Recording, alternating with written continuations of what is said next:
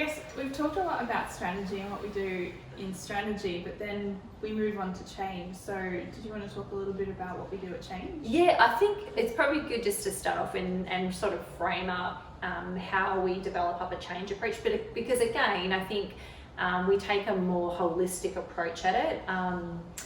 And that's because of a lot of our change practices come both from Australia and out of the US. So we're sort of doing some pretty leading edge stuff. So we use really 3 things to figure out our change approach. And the first thing that we do is we make sure that we understand the impact assessment. And everyone does that, it's pretty typical.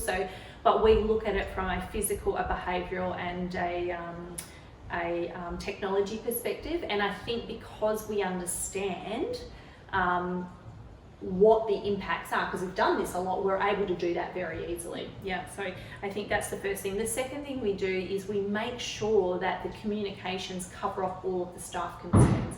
And again, while we have never had a staff concern that's come up that's been unusual to us, we really need to kind of customise that around what their staff are concerned about or what they're worried about. And then the final thing that we do is we map out the decisions that still need to be made and who is going to make them. And then for the ones that we think are appropriate, we design engagement sessions with the staff so that they can have some input to it.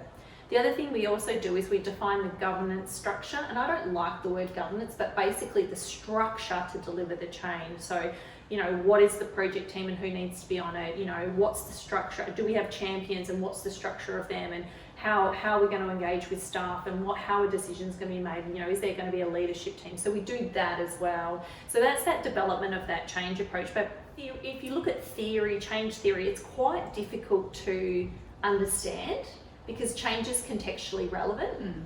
If that makes sense. Yeah. So a really good way to explain change is that today, your current workplace is comfortable because you figured out all the workarounds, right? You know what you're doing. A future workplace, even though it might be positive, there is a perception that to get there is going to be a big negative. Yeah, it's going to be a big hump.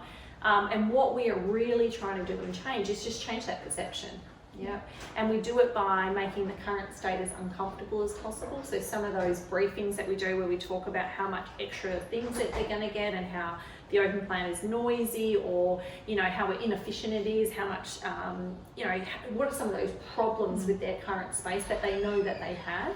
We make the end state as ideal as possible, and that's through engaging them and making sure that they've had time and there's some ownership in the space. So they're engaged in things like the activities workshop, they're engaged in the design, they're engaged in the etiquette and the behaviours, all of that sort of stuff. And then we make that transition as easy as possible. And that's really the basis of change.